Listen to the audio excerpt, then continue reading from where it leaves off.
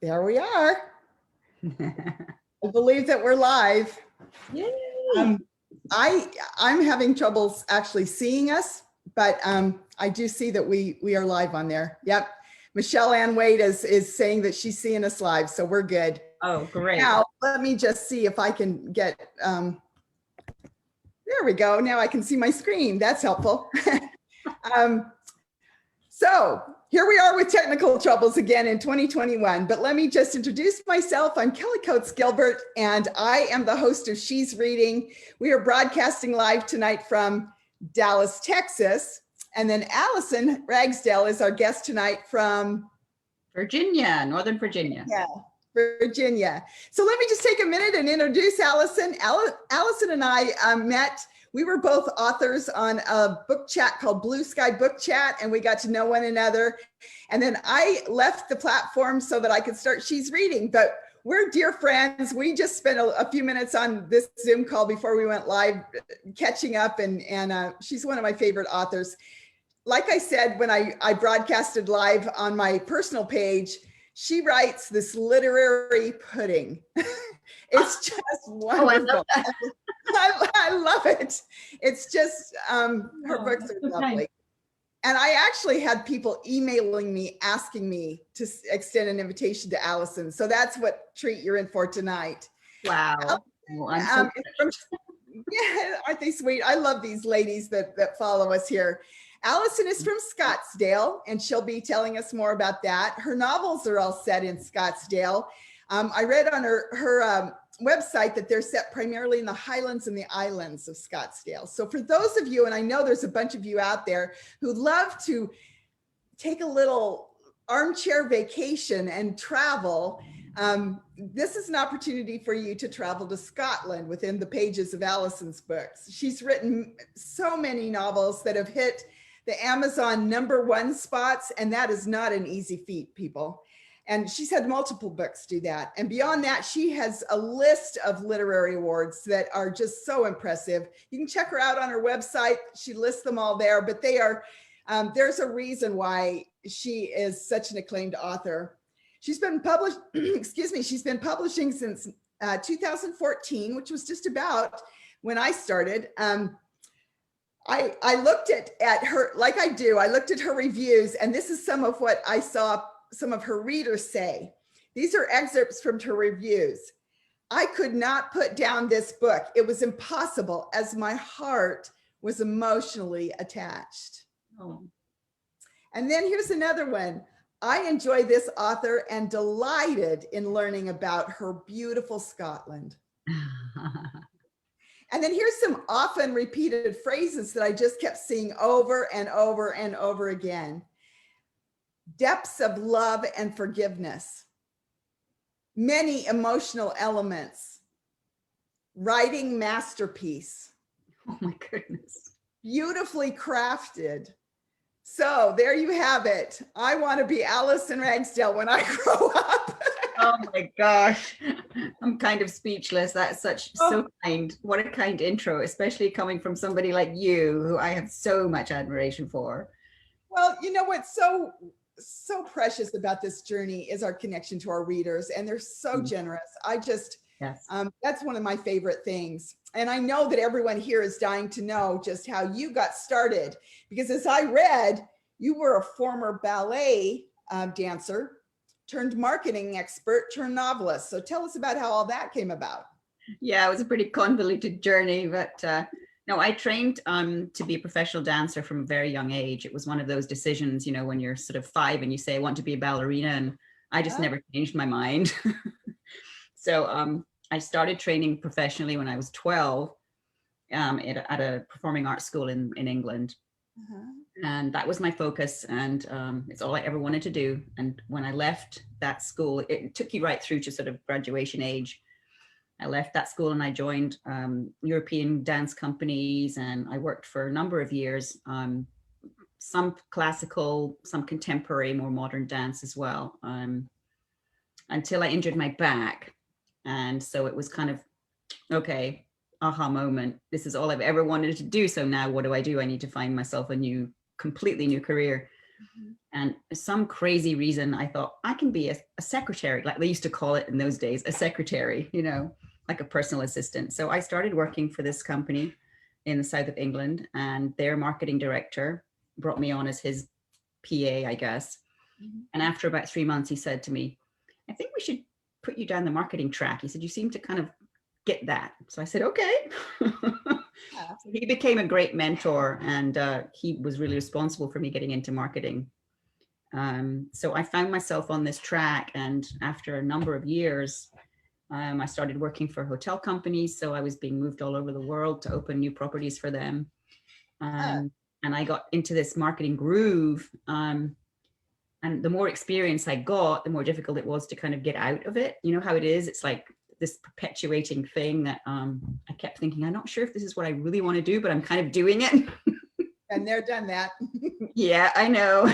I'm sure it's a familiar story, because the more experience you build, the more that's the way you lean when you're moving on to something new. So then I had the aha moment of all aha moments in 2009, when I was diagnosed with a pretty scary illness. And I had to do a complete reset.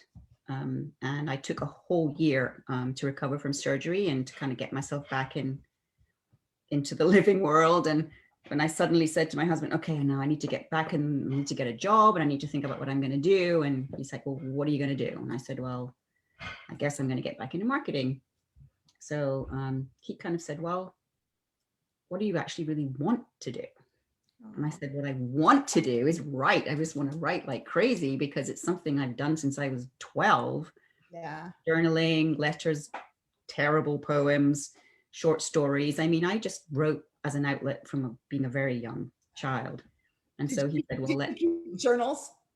Yeah, I did journals. I wrote letters to family because I was at boarding school. So I was writing all the time to my sisters and my parents. And it was just a way for me to express. Yeah, I often say I don't know what I think until I write it down. So yeah, absolutely. And often it's so cathartic, you know, any kind of issues you have, it's on paper and then you throw it away. It's like, okay, that's done. In my case, I have, I think, 24 boxes and trunks of journals from the time I was in the 7th grade. My entire life is chronicled, and I won't throw them away. And my husband, every time we move, goes, really? Oh, no, but that's part of you. That's your history. I mean, I can totally understand that. Yeah. So I took a leap of faith and I was part-time working in the marketing field, and I started writing.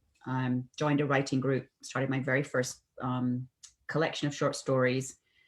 And then in 2015, I put out my very first book, Tuesday Socks, which was self-published. And I thought, this is it. I've done it. I've written a book. I'm good. I could be done now. But you got bit by the bug. I got the bug, and it was like, oh my goodness, what if I could do this all the time? And it took me almost 3 years to get to that tipping point. So by book 3.5, I decided, my husband said to me, look, dive in, just give it a go, do it and see what happens. And so that's it. And the rest is kind of history. The rest is history. Well, you made a great decision, and I'm sure your readers are glad that you made that decision. Oh, thank you. I mean, they have been wonderful. So let's go through a few of my questions. You know, I'm a little rusty at this. I actually haven't had a live chat since mid-November. No, we had one early December, but I love these chats, but I took a little time off during the holidays. So let me get back into it here. I want to know what you find to be the most challenging thing about the publishing business. Great question. I think for me, it's been quite an interesting journey because I started out as an independent and an indie, and then I worked with a publisher. I was still doing self-published books, and now I'm working with a new publisher. So I've kind of had this mixed experience of how it works and what the process is. For me, tell the readers, because that's been my experience too, only I went the opposite way. Tell our readers here and our members, just what are some of the stark differences between the two from an author perspective with your relationship with your readers and such? Well, I think starting out as an independent sort of self-published author, you have to work super hard to really build relationships with people, because nobody's doing it for you, and nobody knows who you are. So you're starting from scratch. And I found that it was exciting, but it was challenging too, because it's a very broad world out there. And to try and find those people who you can really relate to, who will get what you're trying to do, is really precious. So it took a while to start kind of getting that going. What's lovely is, though, that the relationships I've created with those people, they're still there. They've come with me on that journey. Through, you know, one publisher, they're all excited about the new step of the new publisher. So they're all there. And I feel like I'm so privileged, because I really feel like we like you and I, and we get to build these families that come with us and go on the trip with us. And that to me is just phenomenal. Well, and readers really don't understand that such a role they play in building an author's career. Without readers who are talking about our books out there and putting reviews up on Amazon and Nook and buying our books and just chatting about them, bloggers who are putting them out and inviting us, you know, to be on their blogs and such. It just, those are the things that make or break an author. And we are so appreciative of those people who support us. Oh, absolutely.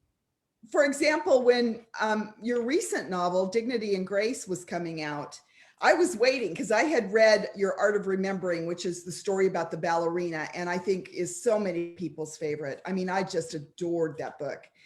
And so I was waiting with bated breath to see when your next one was coming out. And when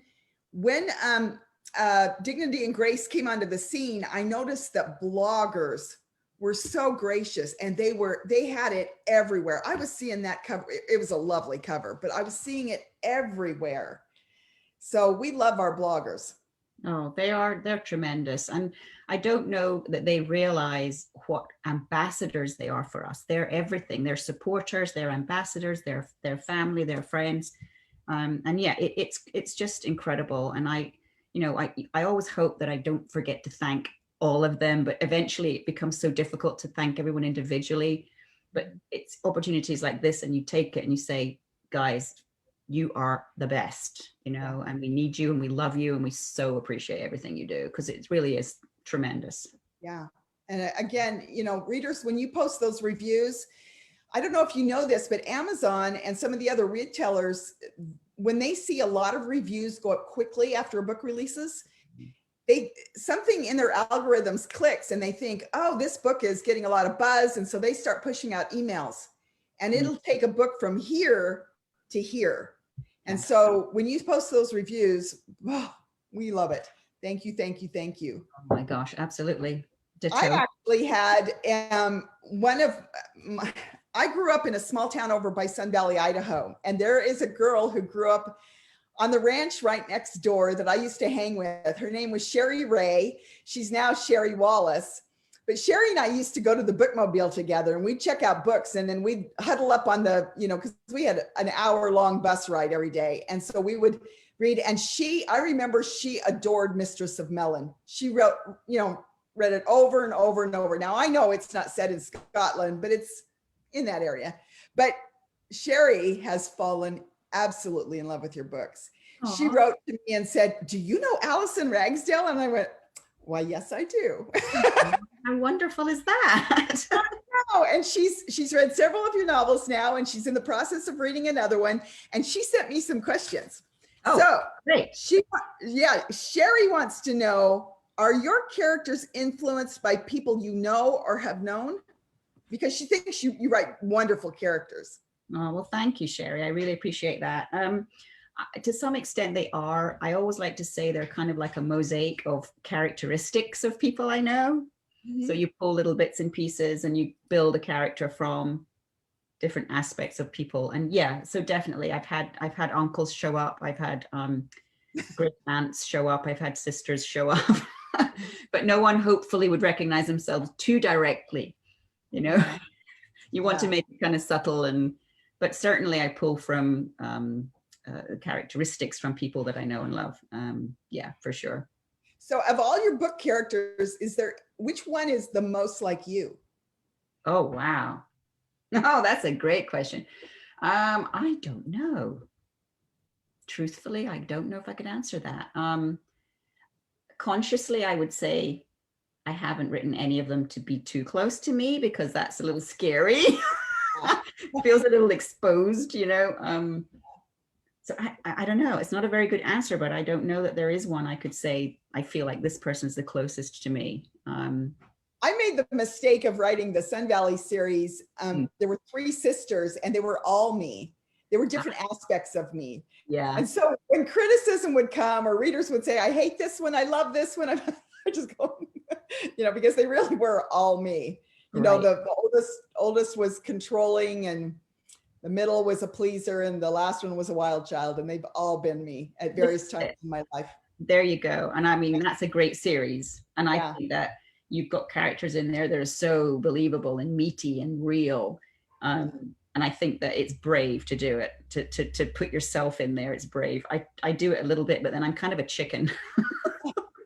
You know, I read and your voice is so in your novels, you know, this kind of elegant narrative that is threaded through and these beautiful themes, you know. I see you all over the pages because I know you. So yeah. Well, I really appreciate that. Thank you. That means a lot. And I think for all of us, and I know for you too, you develop this voice that becomes so distinct. And I love your strong women.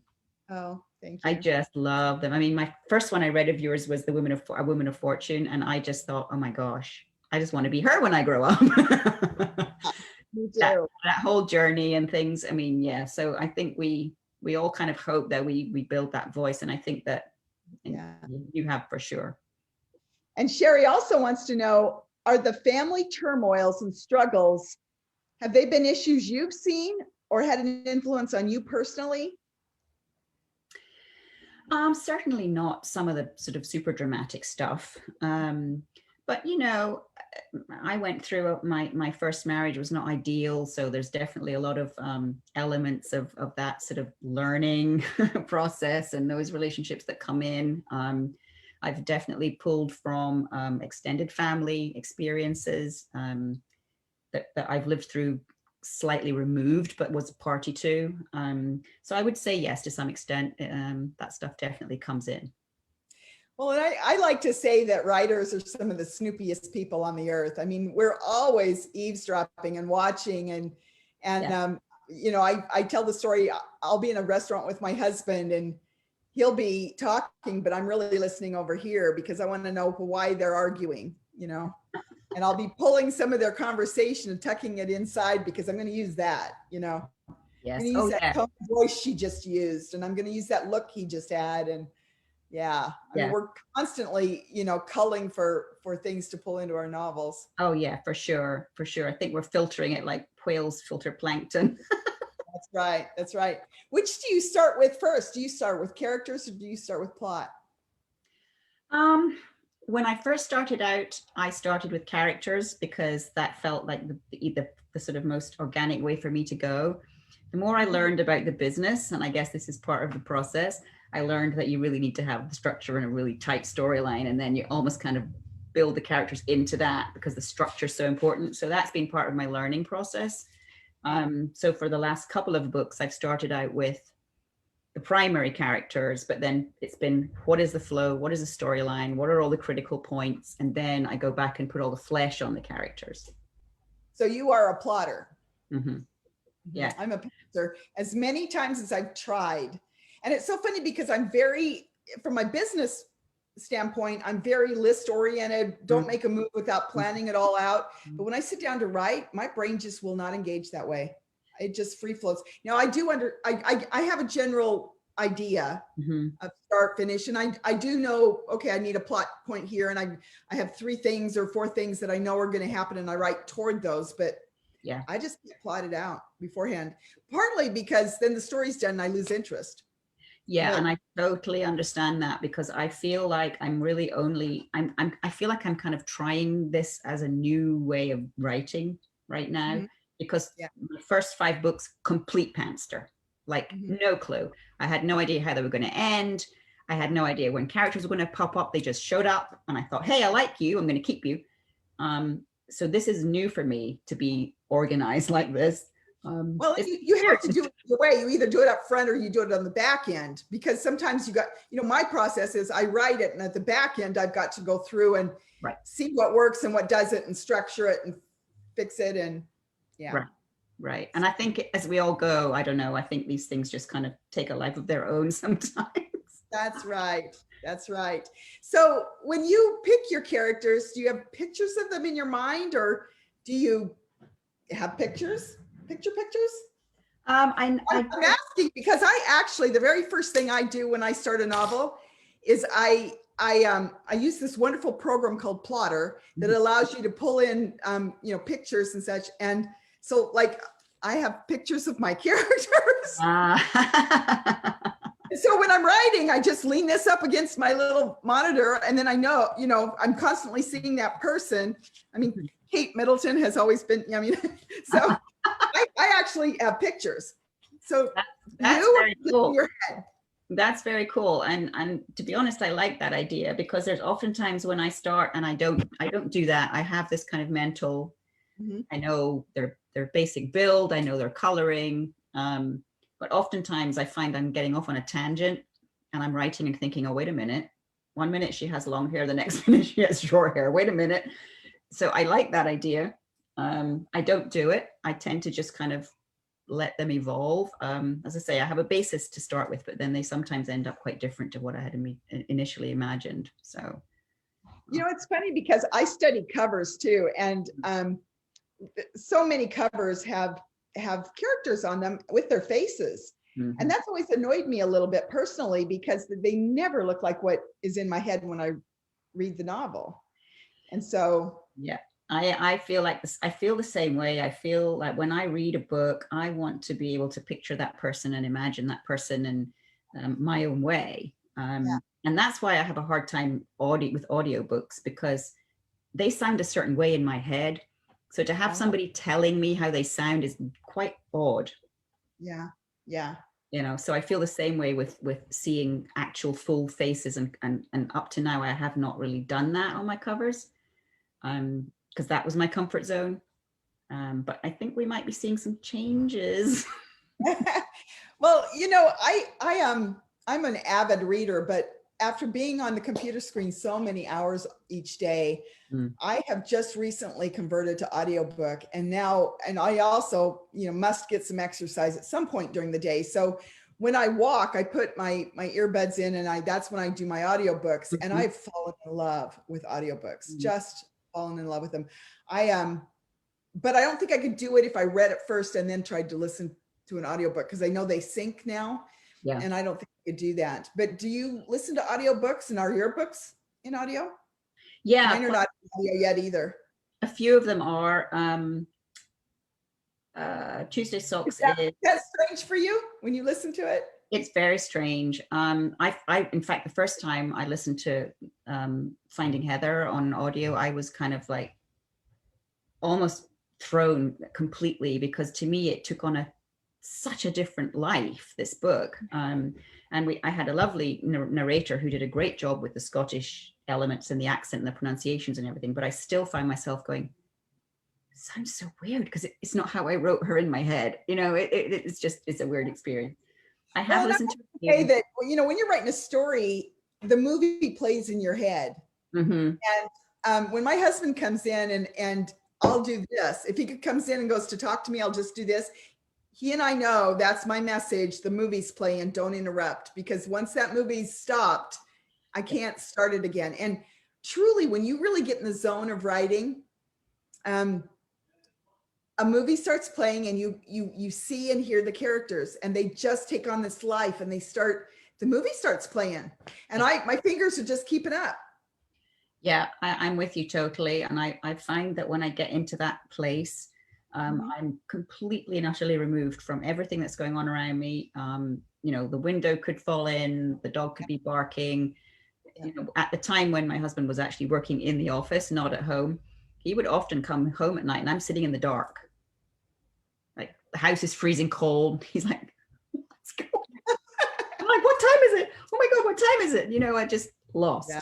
So you've just been zoned out. Yeah. Yeah.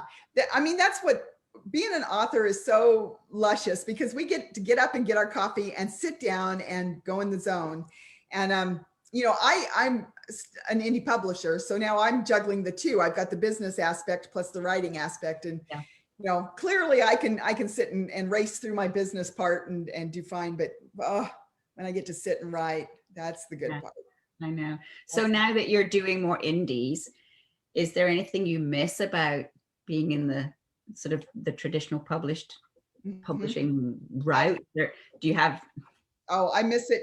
I'll tell you what, I'm made for being an indie publisher. I love every aspect of it, except for this. And that is, I loved the collaboration.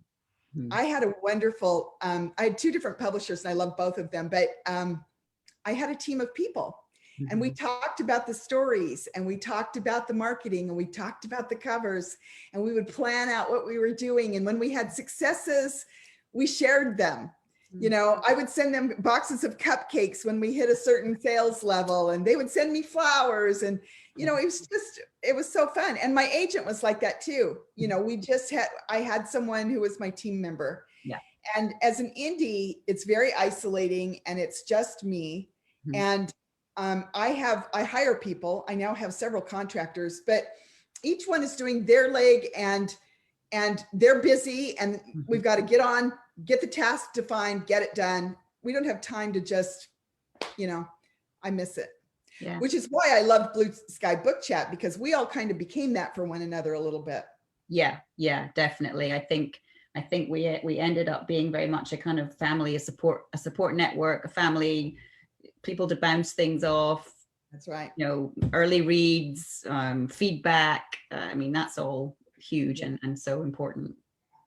So tell the members here a little bit about Blue Sky, and if they want to bop over and join y'all. Now, you guys have had a couple of other members on here, so some of you may already be members at Blue Sky, but tell them how to do that. Yeah, it's a fun group. We're basically on Facebook as Blue Sky Book Chat, so you can find us like that. Come on over. We've about, I think, close to 4,000 members now, really diverse, lots of different tastes. Everybody, all formats are welcome. Readers share their recommendations. We have a lot of fun, play games, and we get to know each other. And the authors who are on there, there's 11 of us now. We really feel like we want to get to know you. So we let you in a little bit, you know, and it's fun because you get to know a little bit about us aside from just about our books. You can learn about our lives a little bit. And as Kelly knows, because she was with us for a while, you know, we have a lot of laughs too. We have fun. Yeah, it's a wonderful group. So check it out if you want to go over there and hang with some book people. I can't be in enough groups. I mean, I wouldn't get any work done if I was active in all of them, but I adore book people and talking books and all that kind of thing. So I think we answered a lot of my questions, but this is one thing that I know that the readers would like to know, and that is, what do you do for fun when you're not writing or immersed in the business of publishing? What do you do for fun? Tell us a little bit about your life. Well, I obviously am a big reader. I love to do that. And I have had less time to do that since I've been writing so concertedly. I just find I don't have as much time. So I miss that, but I do love it. I love to walk. I go for at least 5 or 6 miles a day. I have a very sweet puppy who accompanies me for part of it. So I'm a big dog lover. She's quite old now though, so she can't do the whole distance. So I do a little loop, drop her off, and then go back out myself.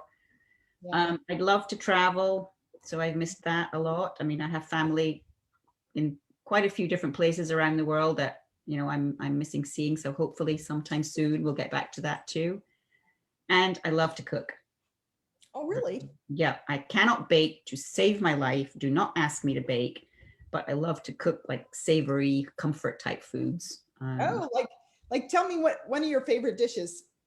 I love Italian, so I like to make lasagna and bolognese sauces, and I also love Greek food because I lived there for a long time. So lots of Greek salads with feta and salty, flavory things like that. Just my favorite sauce. Yeah, I love tzatziki sauce. Yes, that's lethal. I can drink it. Pretty bad. Well, we've been on here about a half an hour, and let's do this. I have what I call my rocket fire questions. I ask every author. I just say the questions, and then it's this or this, and you tell me which one. Okay. Mm-hmm. So rapid fire questions: chocolate or vanilla? Chocolate. Pie or cake? Pie. Beer or wine? Wine. Stilettos or flip-flops? Oh, flip-flops. Dawn or sunset? Sunset. Swimming or walking? Walking. Beach or mountains? Mountains. Mountains. Cook or takeout? Cook. Cook. Campground or resort? Yeah, I'd say resort. Camping is not me. And then the last one, flowers or massage? Ooh, massage. So what do you do when you write?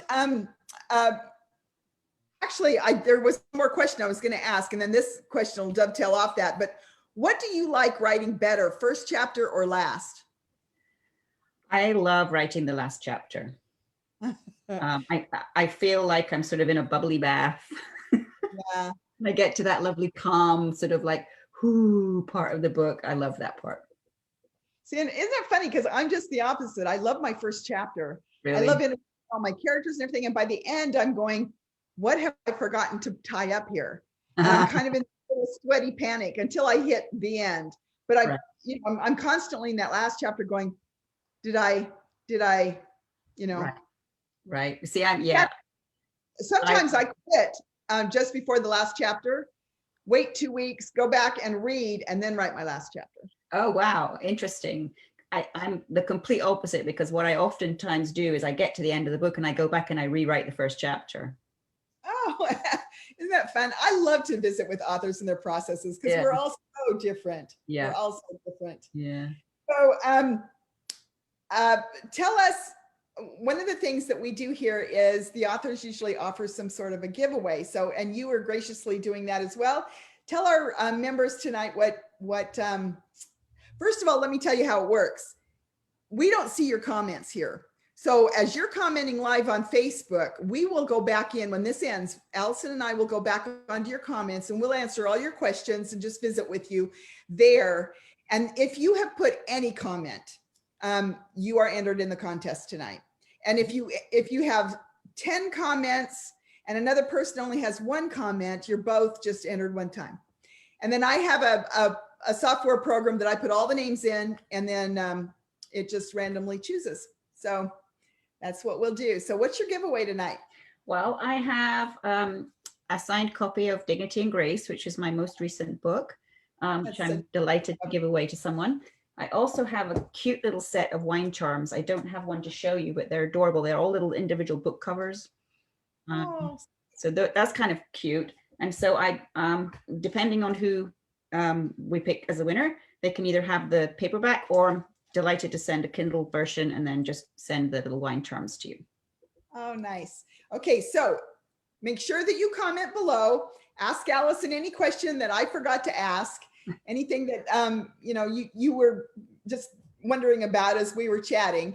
And then Alison and I'll go back on there, and then she's going to announce the winner tomorrow morning. Sure. Yeah. Okay. Perfect. We'll wait till tomorrow morning. That'll give everybody a little bit of a chance to see this, because whether you're live with us tonight or not, one of the cool thing is sometimes there's 200 to 300 of us here live, but it isn't until 2 days later I get the stats on these calls, and sometimes there's 2,000 to 3,000 people who have come on later and watched. And so that's just, it's really fun. Yeah, so put your comments, and then Alison will go in and we'll announce a winner in the morning. So thank you all for being here again tonight. It's so fun to connect again, and be watching, because we have some other authors in the wings ready to announce. So thank you all for being here. We appreciate you very much. Yes. And Alison, thank you. It's so fun to be able to chat with you again tonight. Thanks a million to you. It's been lovely to catch up. Great to chat with everybody. And thank you so much for inviting me. but before I go, make sure, tell them where your website is. Oh, right. Yeah. You can find me at AlisonRagsdale.com, and my author page on Facebook too. I have a newsletter that you can join on my website, which is, I call it my Highlanders Club. So you sign up for that and you get little insights into what's happening. I have some big news, new book coming out in April. So you'll get a little of the inside secrets about what's coming. And you told me something's coming on Monday. Yes, there'll be a little excitement on Monday because I believe I'm getting my new cover will be revealed. So yeah, that's always an exciting little heartbreaking moment when you see it for the first time out there. So yeah, that should be Monday. Yeah, so all of you Alison Ragsdale fans, make sure that you're watching on Monday when she, ta-da! So, and then the other thing is, you know, for us and any other author that you love, make sure that you follow them on Amazon or BookBub. BookBub is another great place. If you hit follow on BookBub, BookBub automatically will send you an announcement of any book that they've got releasing. And often if there's a price break on a book, you'll get an email, just a quick little, you know, alert. And that's so helpful because that way you can keep up with all the authors you love. So newsletters and reads, Amazon, all the retailers, and then BookBub is real helpful. So make sure you follow Alison. Just before we go, I want to wish you the best of luck with your new baby coming out soon. Oh, thank you. Yes, I have a book coming out real soon. I've got it on my list, Between Rains. Yes, I have really enjoyed writing. Like you know, we take people on a kind of an armchair vacation and we get to go places. And I have set this last bunch of at the Oregon coast, and that has been such a joy for me to remember because we lived there for a while. I love the Oregon coast. Well, and I have to tell you that, and when I was writing one scene where they were going crabbing and I had to leave and go to the grocery store and bought a box of crab and came home. I mean, I just had to crab. I don't blame you. I don't blame you, especially the ones that's written around wine country over there. I'm always thinking, a nice peanut would go really well with this right now. My husband's from Napa Valley, so I keep threatening to write some books from over there, but my next ones this year are coming from Maui. So stay tuned. I'm in the middle of writing those right now, and I could live in Maui. It's pretty cool over there. I'm looking forward to those then. I'll get my Writers Retreat. We're all going to have to go. In fact, I saw on American Airlines the other day, they've got round trip tickets from Dallas. You have to fly on certain days for $179 round trip to Maui from Dallas. Yeah, amazing. Wow. Okay, so let's do it. I may just climb back on a plane. All right, good night, everyone, and we'll see you over in the comments. And good night, Alison. Thanks so much. Bye. Thank you. Bye.